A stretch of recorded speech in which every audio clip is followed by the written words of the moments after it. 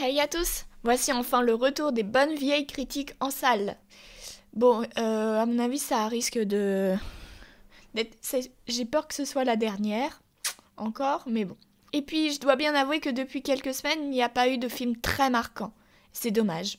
Mais Miss de Ruben Alves, produit par entre autres Hugo Gélin de Mon Inconnu, m'a hypé depuis le confinement. Il devait sortir à cette époque-là, et heureusement qu'il a été reporté et pas mis sur des services de streaming. Pourquoi voulez-vous devenir Miss France? Pour devenir quelqu'un. Miss, c'est l'histoire d'Alex, un jeune homme androgyne qui rêve depuis qu'il est tout petit, de devenir Miss France. Le film représente la vie d'un jeune homme qui veut avoir une plus grande confiance en lui. Lorsqu'il est une femme, il se sent bien, et en gagnant Miss France, il sait qu'il réussira à sortir de sa situation financière. La narration est peut-être assez classique, mais ça marche parfaitement. On se laisse embarquer et on ne s'ennuie pas. La fin est même assez touchante, j'ai une petite larme d'émotion. Ce qui est intéressant aussi, c'est que même si on n'est pas androgyne, travesti ou transgenre, et peu importe que l'on soit un homme ou une femme, on comprend Alex et on veut qu'il réalise son rêve, on le suit à chaque fois. Le personnage n'est même pas cliché et il n'y a pas de moquerie parce qu'il ressemble à une femme ou à un homme. C'est un film qui prône la tolérance et c'est magnifique. On se fait en général une image assez second degré sur la cérémonie Miss France, mais on remarque par les yeux de ce jeune homme tout le travail et la pression pour les candidates. Il faut avoir confiance en soi, avoir des manières et se faire respecter et accepter.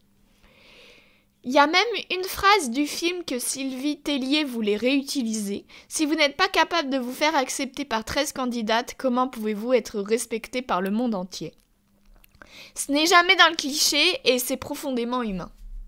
Par contre, il y a quelques incohérences comme le fait que l'acteur a quand même une voix d'homme. Très grave, mais ça s'entend. On reconnaît plus une voix d'homme qu'une voix de femme. Et je ne comprends pas pourquoi il n'y a personne qui remarque, qui devine. Pareil, quand il va se changer dans les toilettes, le film est très peu centré sur le corps de l'homme et de la femme et sur l'intimité. Et ça aurait mérité d'en faire référence.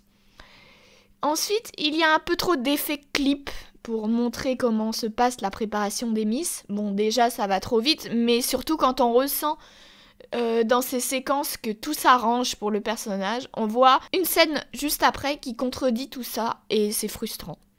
La réalisation est assez classique, mais les plans sont très jolis. Les plans en drone sur le domaine des Miss, c'est très bien fait. Le casting, quant à lui, est très culotté, mais époustouflant. C'est rigolo de voir Amanda Lear. Ensuite, Isabelle Nanty est plutôt marrante et un peu la porte-parole de ce que je pense de Miss France. Elle peut même se montrer assez touchante, mais on doit bien se l'avouer qu'elle joue son rôle et que parfois elle peut tomber dans l'excès. Stéphie Selma m'a pas mal touchée et j'aurais aimé qu'on développe un peu plus sa relation avec notre protagoniste. Et Pascal Arbillot, que je vois partout maintenant, est plutôt authentique en tant qu'entraîneuse des Miss. Et il y a 2 performances qu'il faut garder en mémoire.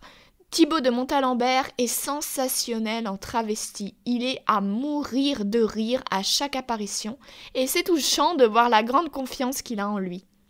Et ce jeune acteur est absolument époustouflant et magnifique, que ce soit en tant qu'homme que en tant que femme. Et le Alexandre Wetter, qui est mannequin, est terriblement touchant. Le réalisateur le sublime même à l'écran comme il est toujours présent. En bref, ce film est une œuvre drôle, sensible. C'est un petit bijou de comédie qui parle magnifiquement bien du courage d'être soi-même. Beaucoup de gens parlent d'Adieu les cons en ce moment, mais allez découvrir Miss avant que l'on ne puisse plus aller au cinéma. Voilà, j'espère que ma critique vous a plu. N'hésitez pas à commenter, à aimer, à vous abonner. Et moi je vous dis à plus.